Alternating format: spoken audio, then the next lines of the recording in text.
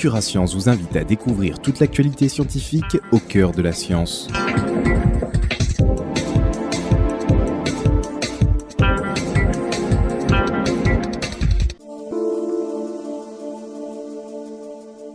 Bonjour, voici les actualités du site futurascience.com pour la semaine du 10 au 16 avril. NASA vers 2 rendez-vous explosifs avec la Lune. La NASA a annoncé la semaine dernière avoir choisi d'entamer sa série de projets lunaires par un rendez-vous indirect des plus explosifs. En effet, l'agence américaine a opté pour l'envoi d'un vaisseau impacteur, le L-CROSS, en compagnie de la sonde Lunar Reconnaissance Orbiter dont le décollage est fixé au mois d'octobre 2008. Le L-CROSS verra une double collision avec la Lune en 2009. L'analyse du panache de débris que le premier impact éjectera dans le ciel lunaire permettra de détecter la possible présence de glace sous la surface. L'envoi du L-CROSS et du Lunar Reconnaissance Orbiter constituera la première étape d'une série de missions conduites par la NASA entre 2008 et 2016 qui seront dédiées à l'étude et à la cartographie du sol lunaire en vue du retour d'astronautes sur la Lune. Ces premières missions vers la Lune permettront à la NASA de déterminer les différents sites d'atterrissage envisageables et d'y détecter la présence éventuelle de ressources telles que l'oxygène, l'hydrogène et les minerais. Ceci en vue du possible établissement d'une base lunaire permanente. Pour en savoir plus, rendez-vous dans les actualités scientifiques catégorie univers. Vous pouvez aussi consulter le dossier La toxicité de la poussière lunaire et martienne.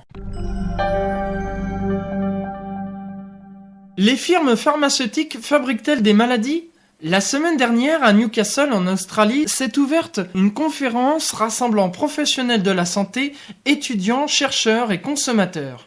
Dans quel objectif ? La dénonciation par des chercheurs et des médecins de la volonté des industries pharmaceutiques de repousser les frontières de la maladie, voire d'en créer, dans le seul but d'accroître le marché et d'augmenter leurs profits. Vaste débat en perspective. Les industries pharmaceutiques se déclarent révoltées par de telles accusations. Avec l'ouverture récente de cette conférence, le débat à ce sujet est plus que jamais ouvert. Les progrès de la médecine permettent de trouver des solutions aux problèmes de tous les jours, fussent-ils mineurs. Le bénéfice tiré de ces avancées est réel, mais les industries en font-elles trop ?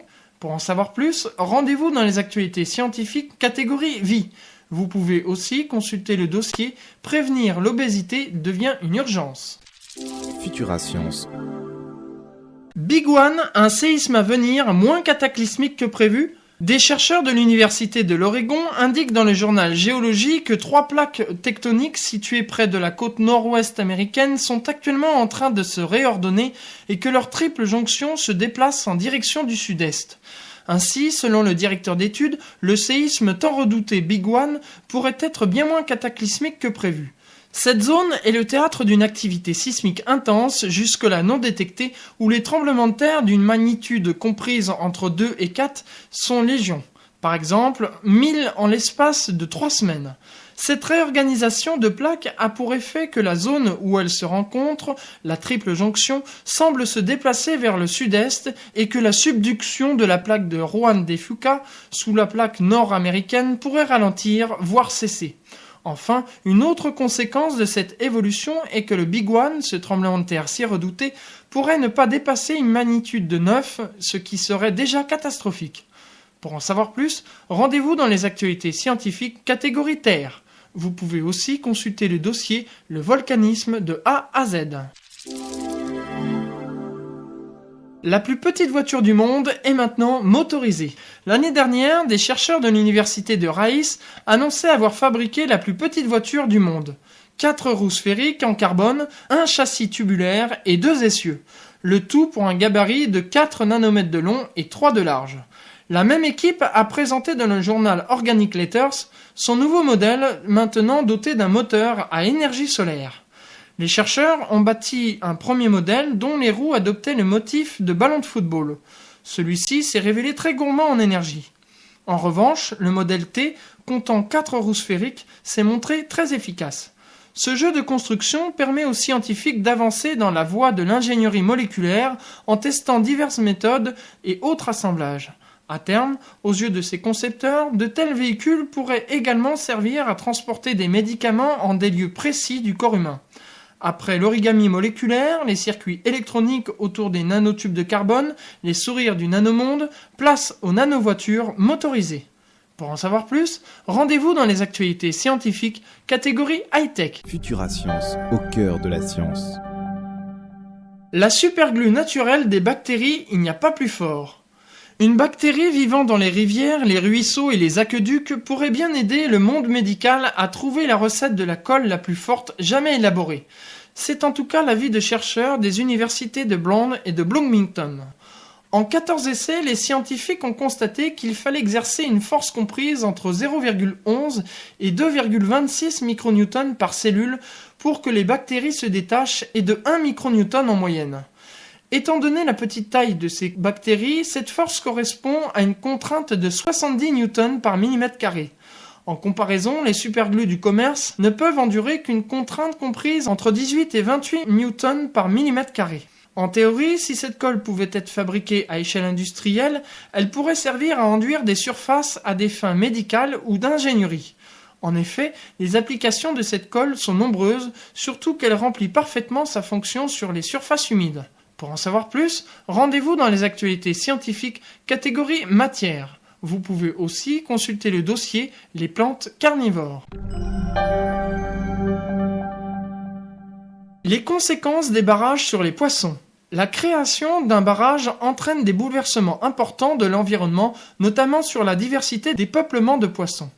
Une équipe de l'IRD a publié les résultats de 10 ans d'études sur le barrage de Petit-Saut en Guyane française.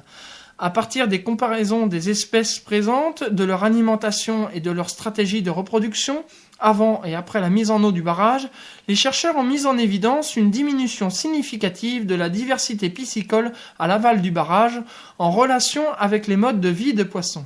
Les barrages sont des outils de développement économique et ils sont donc souvent implantés dans des régions à forte densité de population où les rivières ont un intérêt crucial. La question de leur impact sur l'écosystème est donc majeure. Ces résultats contribuent à la compréhension des réponses des poissons face à une perturbation majeure induite par la construction d'un barrage en milieu tropical. Cette connaissance revêt une importance capitale pour anticiper les impacts de ce genre d'ouvrage, en particulier sur les ressources piscicoles. La même approche, développée ici à l'aval des barrages, est d'ailleurs applicable dans les réservoirs.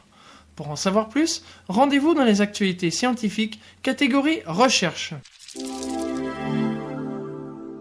Enfin, pour terminer, n'oubliez pas notre rubrique agenda où vous y retrouverez toutes les manifestations scientifiques ainsi que les éphémérides astronomiques où vous pourrez y découvrir jour après jour les phénomènes astronomiques à travers explications et photos.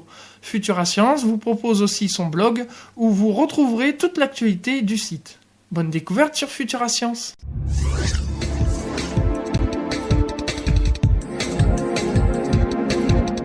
C'était le podcast de Futura Science. Prolongez la découverte sur le www.futurascience.com. Futura Science, au cœur de la science.